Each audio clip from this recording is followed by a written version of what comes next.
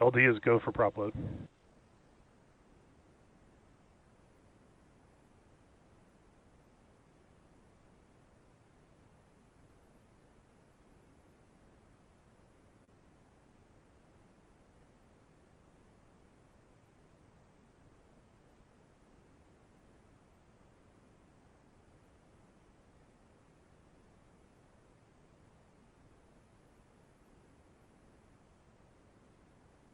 Launch auto has started.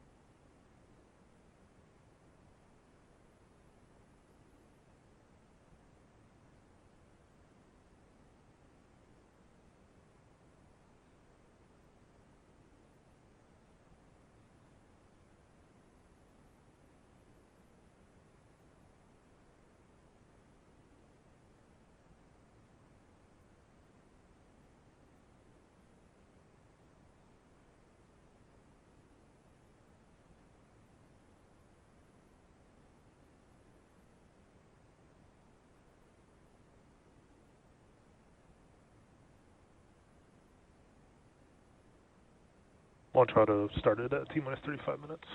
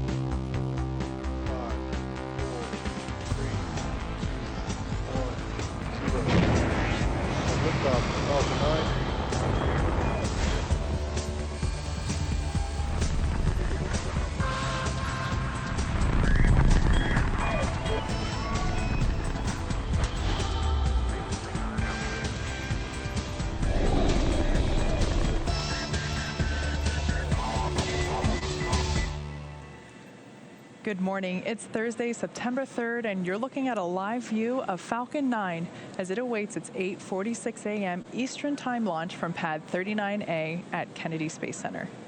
Hello from SpaceX headquarters in Hawthorne, California. My name is Kate Tice, Senior Certification Engineer here at SpaceX. You're watching a live webcast for our 12th Starlink mission and our 16th mission of 2020. To date, we've launched roughly 650 Starlink satellites to orbit. As a reminder, Starlink is a constellation of satellites that can provide high-speed, low-latency internet all over the globe, particularly in remote or rural areas where connectivity is limited or completely unavailable. We're currently just under T-minus 10 minutes, and all systems are currently go for an on-time liftoff this morning. If for any reason there is a hold on the countdown today, we do have a backup launch opportunity tomorrow at 8:24 a.m. Eastern. So there we can see a live view of Falcon 9, which is our two-stage liquid-fueled launch vehicle.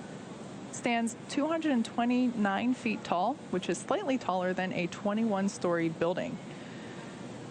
The booster that we see there, today will be its second flight. It made its first flight back in June of this year on the GPS-3 mission for the U.S. Air Force.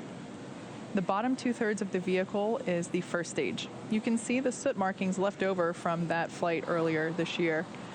The first stage accelerates the vehicle through the Earth's atmosphere into space with the help of 9 Merlin engines located at the base of the rocket. Today, we will be attempting to recover this first stage for the second time. And today we will be attempting to do that on our drone ship, which you see there. Of course, I Still Love You. It's currently stationed 350 nautical miles northeast of the Cape and about 200 nautical miles east of Charleston. Above the first stage is the second stage, which has a single engine called the Merlin vacuum engine, or MVAC, and that ignites after the first stage separates. The second stage is what will carry the Starlink satellites into an elliptical orbit above Earth's surface.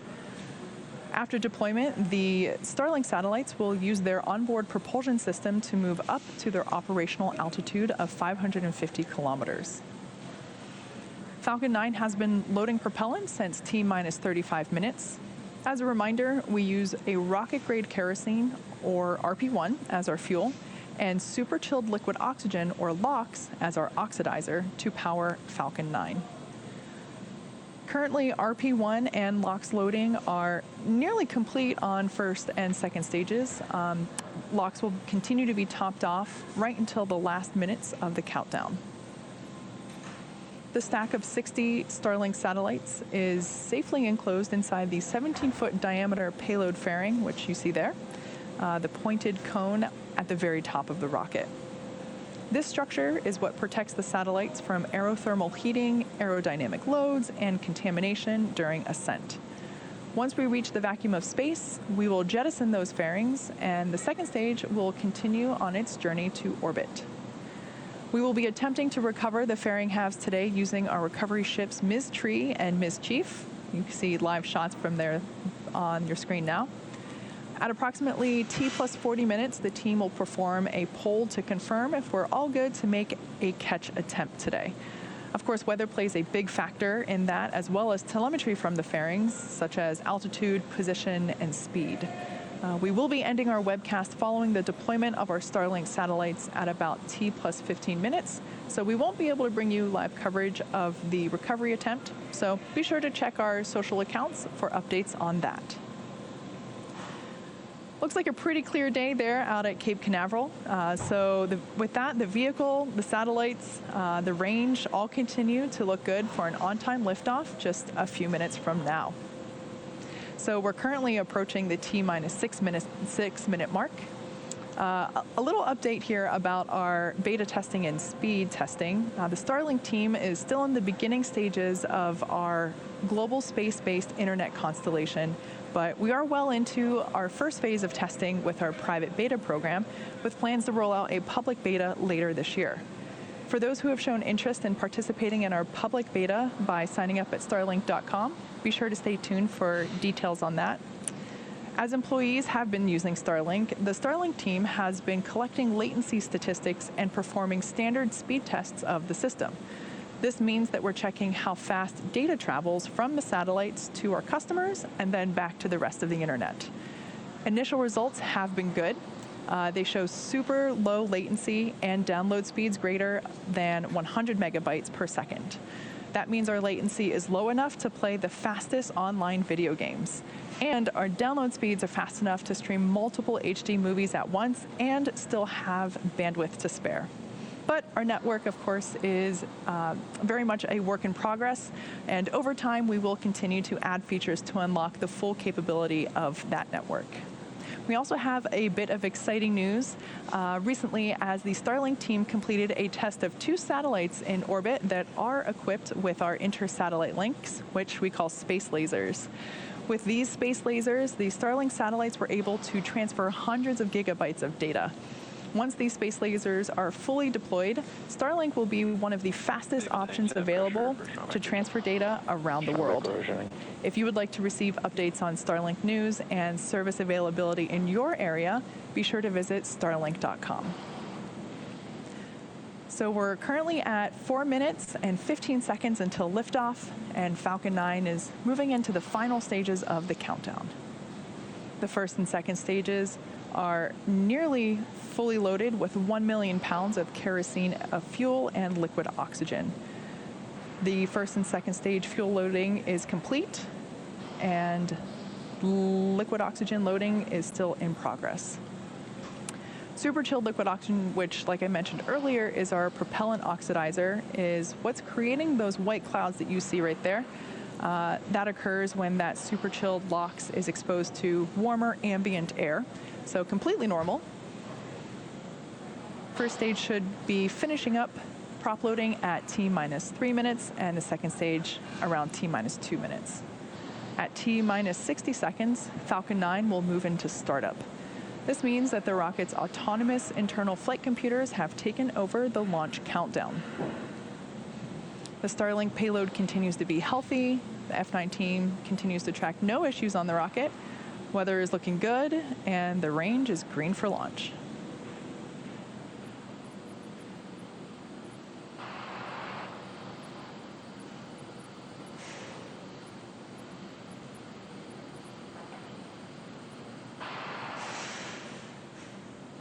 Strong wave blowers close out. Stage 1 LOX load complete.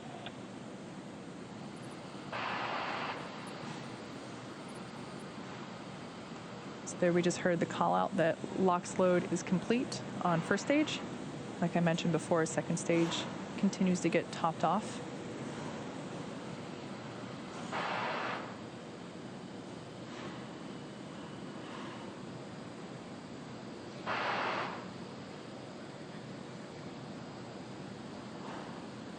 Everything continues to look good for an on-time liftoff this morning.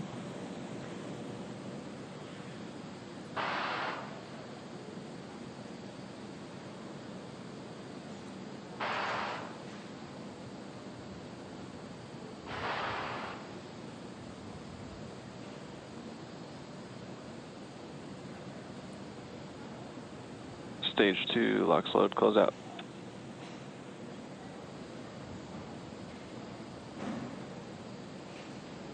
LOX loading on second stage is now complete. Falcon 9 is now fully loaded with 1 million pounds of liquid kerosene and super chilled liquid oxygen. Ground gas closeouts is running.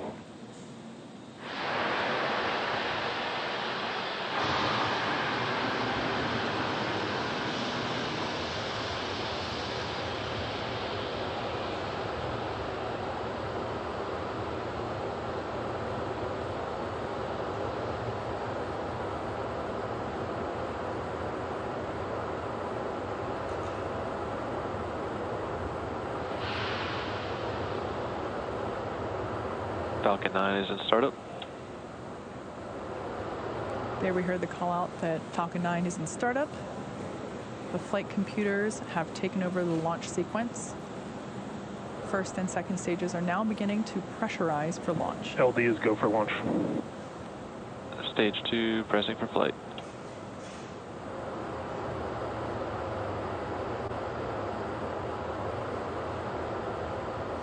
T-minus 30 seconds.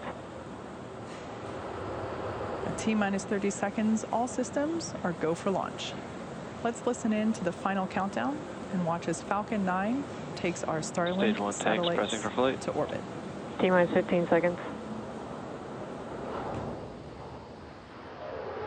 10, 9, 8, 7, 6, 5, 4, 3, 2, 1, 0. Ignition and liftoff.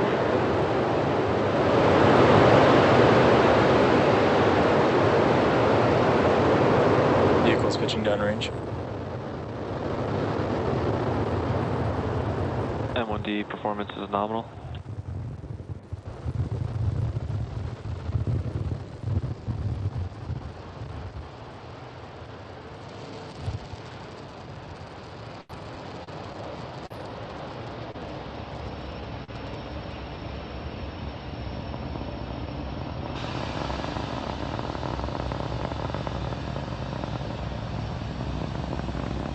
Successful liftoff for Falcon 9 from pad Power and 39A telemetry nominal.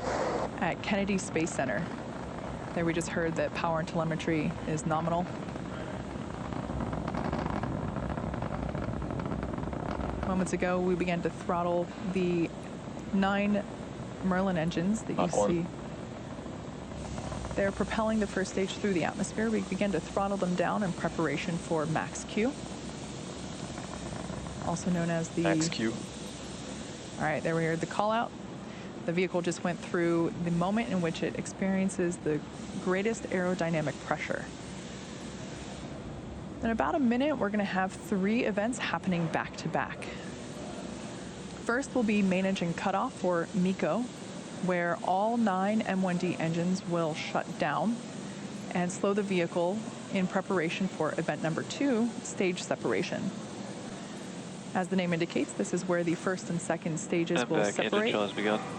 There we heard the call for MVAC engine chill, indicating that the second stage is preparing for that stage sep and ignition of MVAC.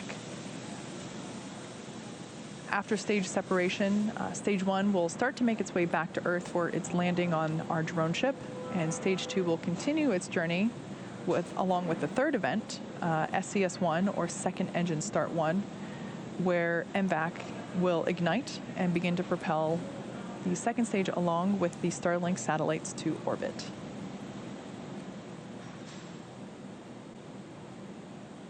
Expecting MECO in about 10 seconds.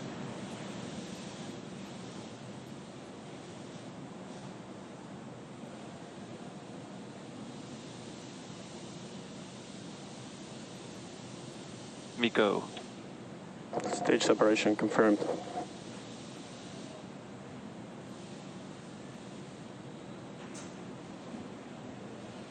All right, on your screen there, we have visual confirmation of those MVAC 3 has events. MVAC is now ignited and beginning to develop that warm orange glow. The next event we have coming up is fairing deployment.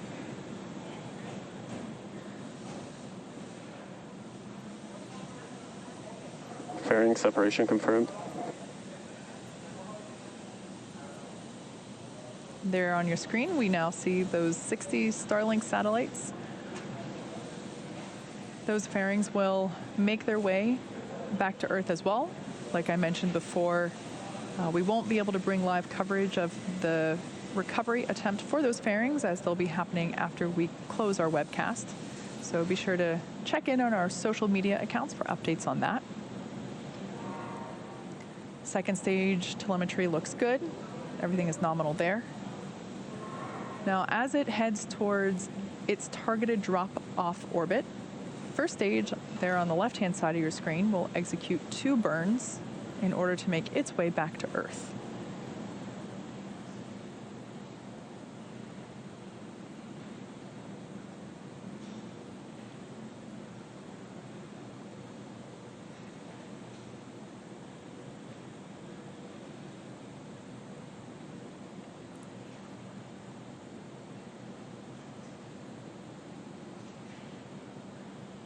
there on the left-hand side of your screen, we see the first stage continuing to coast. After stage separation, after main engine cutoff and stage separation, Acquisition of signal, Bermuda. it actually continues on an upward trajectory.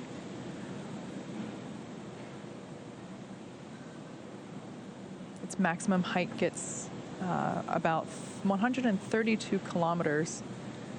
And right about now, it should have reached its apogee and now beginning to make its descent, coasting using its grid fins.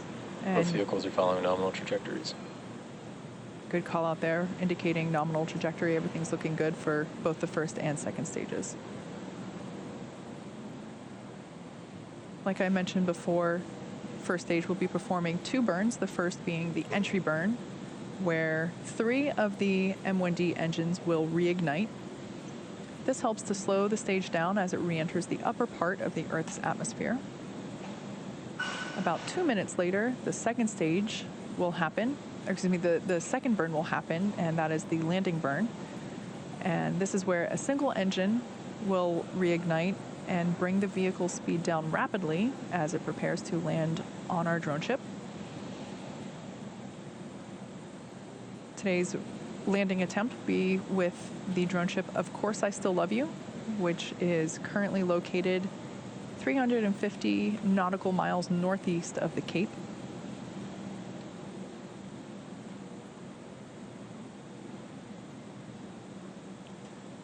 The 60 Starlink satellites that we have on board today will be joining our constellation of nearly 700 already on orbit. Again, these satellites are designed to provide high-speed, low-latency internet to us Earthlings. This is especially useful in places where good internet is hard to access or impossible. So not only rural areas, but thinking about airplanes and ships will also be able to Stage 1 receive FTS is saved. high-speed, reliable internet. Stage 1, entry burn startup. So there we have visual confirmation that the first of 2 burns, the entry burn, has begun. And this will last for about another 5 seconds.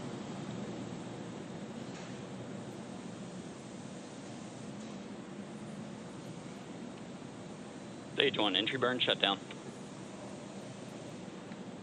All right, shutdown of those, again, that was performed with 3 engines. Checking in on the second stage, everything continues to look nominal there. Trajectory is looking good.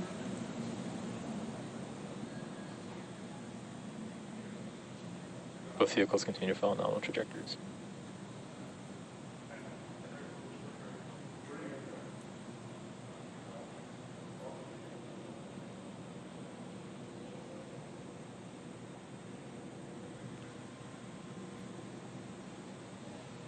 The next Stage event 1, that entry transonic.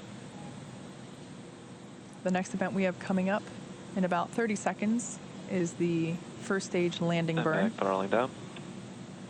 There we heard the call out for MVAC throttling down in preparation for second engine cutoff, which will happen just before T plus 9 minutes.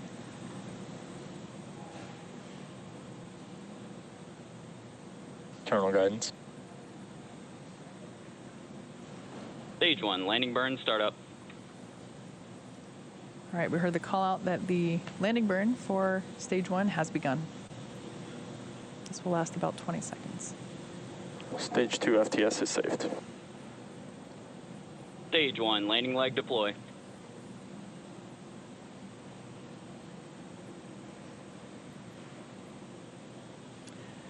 All right, visual confirmation Stage 1, there landing confirmed. that this booster has landed for a second time. There we see a live shot from our drone ship in the Atlantic Ocean. Of Course I Still Love You. Hear the clapping and celebration of some of our first shift technicians here in the building.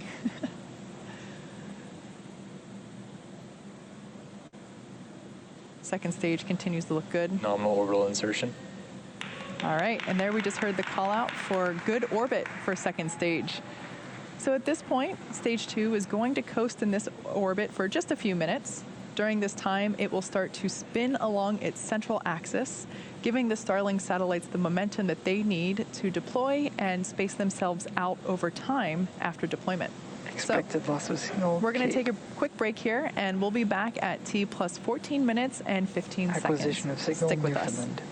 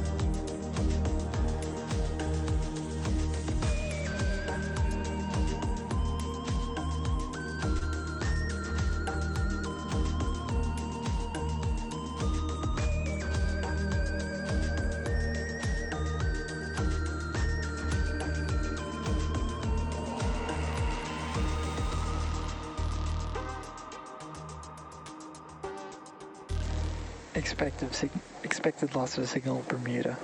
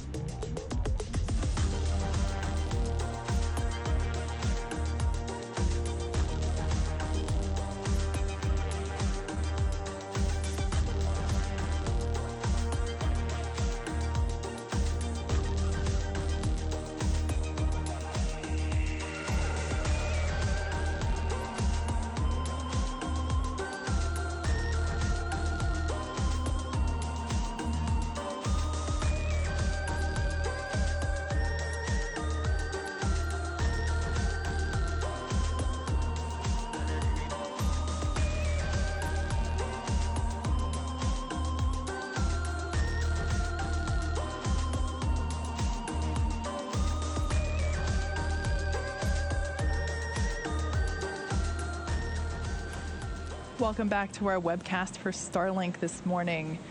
We had an on-time liftoff from Cape Canaveral and saw a successful landing by Stage 1 made on our drone ship, Of Course I Still Love You, out in the Atlantic Ocean. Second stage has been coasting along now as we are awaiting the deployment of the 60 Starlink satellites that you see stacked up there on your screen. So that deployment will be coming up here in about 10 seconds.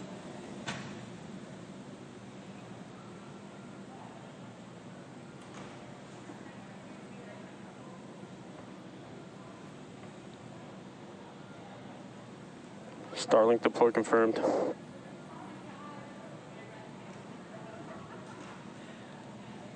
There on your screen, we see the Starlink satellites have deployed, and using the momentum that they got from the slight spin around about the central axis.